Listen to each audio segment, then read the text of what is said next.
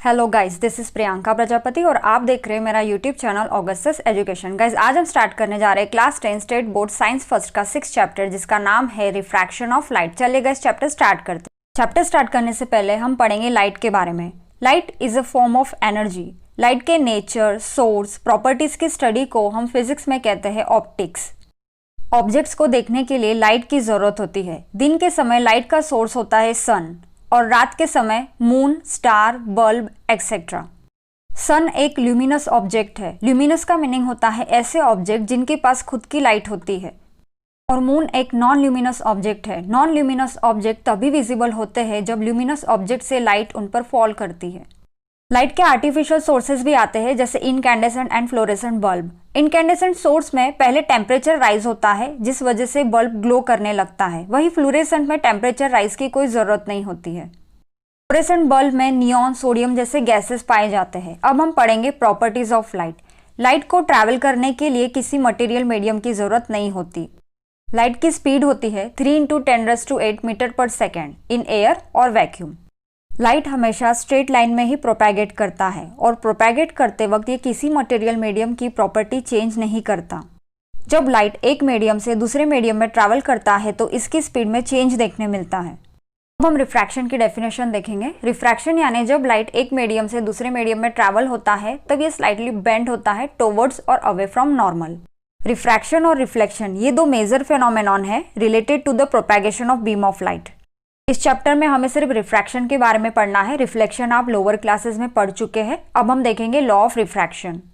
Law of refraction पढ़ने के लिए हम दो मीडियम चूज करेंगे, फर्स्ट एयर, सेकंड ग्लास। जो रे ऑफ लाइट मीडियम फर्स्ट से आ रही है उसे हम कहेंगे इंसिडेंट रे, और यही इंसिडेंट रे जब मीडियम सेकंड में ट्रैवल होती है तो इसे हम कहते हैं रिफ्रैक्टेड रे। इंसिडेंट रे और रिफ्रैक्टेड रे के बीच में एक इमेजिनरी लाइन होती है जिसे हम कहते हैं नॉर्मल। इंसिडेंट रे और नॉर्मल के बीच में जो एंगल फॉर्म होता है उसे हम कहते हैं एंगल ऑफ इंसिडेंस। वही रिफ्रैक्टेड रे और नॉर्मल के बीच में जो एंगल फॉर्म होता है उसे हम कहते हैं angle of refraction. First law है incident ray, refracted ray and normal all three lies in a same plane. Second law है sine i upon sine r का जो रेशियो है वो हमेशा कांस्टेंट होगा। यहाँ पे आई यानी एंगल ऑफ इंसिडेंस और आर यानी एंगल ऑफ रिफ्रैक्शन होता है। अब हम समझेंगे रिफ्रैक्टिव इंडेक्स। ये एक वैल्यू होती है जिसे हम कैलकुलेट करते हैं with the help of ratio of velocity of light in first medium to the velocity of light in the second medium की हेल्प से। और किसी भी पेयर ऑफ मीडियम के लिए रिफ्रैक्टिव इंडेक्स हमेशा कांस्टेंट होता है। स्क्रीन पे दिए गए वे से हम इसे लिखते हैं और प्रोनाउंस करते हैं कुछ इस तरीके से, refractive index of first medium with respect to second. दो टाइप के मीडियम आते हैं, एक रेरर, एक डेंसर। अगर वाटर और एयर के बीच में कंपैरिजन करें तो एयर रेरर मीडियम है और वाटर डेंसर मीडियम। जब ray of light rarer to denser medium travel करती है तो ये बेंड होती है टुवर्ड्स नॉर्मल। वही जब ये डेंसर से रेरर मीडियम ट्रैवल करती है तो ये बेंड होती है अवे फ्रॉम नॉर्मल। चलिए अब रिफ्रैक्शन टॉपिक हम और अच्छी से डीपली समझते हैं एक एक्टिविटी के थ्रू, जिसमें हम हेल्प लेंगे ग्लास स्लैब की। ग्लास स्लैब और कुछ नहीं बल्कि कांच का ट्रांसपेरेंट टुकड़ा होता है रेक्टेंगुलर शेप का। और इस एक्टिविटी के दौरान हम ये भी सीखेंगे कि लैटरल शिफ्ट क्या होता है। सबसे पहले हम एक ब्लैंक पेपर लेंगे जिसके ऊपर ये ग्लास स्लैब रख कर आउटलाइन ड्रॉ कर लेंगे और नेम कर देंगे PQRS। फिर साइड PQ पर एक इंक्लाइन रे ड्रॉ करनी है पॉइंट N पर, और पॉइंट A पॉइंट B पर उसी लाइन पे दो पिन्स इंसर्ट कर देने हैं। देन इन पिन्स को ग्लास स्लैब के अपोजिट साइड से ऑब्जर्व करते हुए पॉइंट C और D पर दो पिन्स और इंसर्ट कर देने हैं कुछ इस तरीके से कि A, B, C, D चारों पिन्स एक लाइन में नजर आए। अब ग्लास स्लैब और पिन्स को रिमूव करते हुए पॉइंट N से M तक एक लाइन ड्रॉ कर देनी है। यह लाइन AN जो है वो है ray of incidence, NM ray of refraction, MD ray of emergence. इस एक्टिविटी में हम ऑब्जर्व करेंगे कि जो एंगल ऑफ इंसिडेंस हमने लिया था और जो एंगल ऑफ इमर्जेंस हमें मिला है उन दोनों का मेजर बिल्कुल सेम है। ऐसा इसलिए क्योंकि ग्लास स्लैब ने इंसिडेंट रे को पैरेलली शिफ्ट कर दिया है और जो इमर्जेंट रे इंसिडेंट रे के बीच का गैप है इसे ही हम लैटरल शिफ्ट कहते हैं। अब हम समझेंगे critical angle and total internal reflection, जिसके लिए हम लेंगे डेंसर मीडियम और रेरर मीडियम। यहाँ एक चीज कंपलसरी है, लाइट डेंसर से रेरर मीडियम में ही ट्रैवल होना चाहिए। इस टॉपिक को हम 3 केसेस में स्टडी करेंगे। पहले केस में हम देखेंगे डेंसर मीडियम से किसी पर्टिकुलर एंगल पर जो इंसिडेंट रे आ रही है वह रेरर मीडियम में रिफ्रैक्ट होते वक्त बेंड हो जाएगी away from the normal. Second case में अगर हम एंगल ऑफ इंसिडेंस बढ़ा देते हैं तो एंगल ऑफ रिफ्रैक्शन भी बढ़ जाएगा। अगर ये इतना बढ़ जाता है कि नॉर्मल से ये 90 डिग्री फॉर्म करता है तो यहाँ जो डेंसर मीडियम में एंगल ऑफ इंसिडेंस है उसे हम कहेंगे क्रिटिकल एंगल। थर्ड केस में अगर इस इंसिडेंस एंगल को हम और थोड़ा बढ़ा देते हैं तो ये रिफ्रैक्ट न होते हुए फिर से उसी मीडियम में रिफ्लेक्ट हो जाएगा, यानी कि बाउंस बैक हो जाएगा, और इसे हम कहते हैं टोटल इंटरनल रिफ्लेक्शन। तो हमने देखा कि क्रिटिकल एंगल के लिए एंगल ऑफ रिफ्रैक्शन 90 डिग्री होना जरूरी है और टोटल इंटरनल रिफ्लेक्शन के लिए angle of incidence critical angle से बड़ा होना जरूरी है। अब हम पढ़ेंगे डिस्पर्जन ऑफ लाइट। आपको पता है व्हाइट लाइट जो है वो 7 कलर का मिक्सचर होता है और ये 7 कलर्स हमारी आंखों को विजिबल होते हैं क्योंकि इन 7 कलर्स की वेवलेंथ 400 नैनोमीटर से 700 नैनोमीटर के बीच आती है। मतलब कि हमारी आईज इस वेवलेंथ के दौरान आने वाले लाइट को विजिबल कर सकती है। डिस्पर्जन हम स्टडी करेंगे ग्लास प्रिज्म की हेल्प से। प्रिज्म एक ट्रायंगुलर ट्रांसपेरेंट कांच का टुकड़ा होता है। जब व्हाइट लाइट ग्लास प्रिज्म से पास की जाती है तो ये 7 कलर्स में सेपरेट हो जाती है और बेंड हो जाती है अपने वेवलेंथ के अकॉर्डिंग डिफरेंट एंगल्स पर। और ये जो सेपरेटेड लाइट का बैंड हमें मिलता है इसे हम कहते हैं स्पेक्ट्रम। डिस्पर्जन के दौरान ज़्यादा वेवलेंथ वाली लाइट कम बेंड होती है, वही लेस वेवलेंथ वाली लाइट ज़्यादा बेंड होती है। स्पेक्ट्रम में रेड लाइट सबसे ऊपर बताया जाता है क्योंकि रेड लाइट का वेवलेंथ सबसे ज़्यादा होने की वजह से रेड लाइट सबसे कम बेंड होता है। वही वॉयलेट लाइट सबसे नीचे बताया जाता है क्योंकि वॉयलेट लाइट का वेवलेंथ बहुत ही कम होता है, इसीलिए इसका बेंडिंग बहुत ज़्यादा होता है।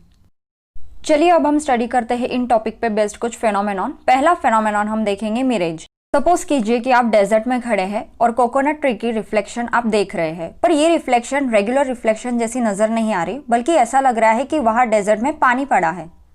पर डेजर्ट में पानी नामुमकिन बात है। तो ऐसा रिफ्लेक्शन हमें क्यों नजर आ रहा है, इसके पीछे क्या रीजन है, हमें यही स्टडी करना है।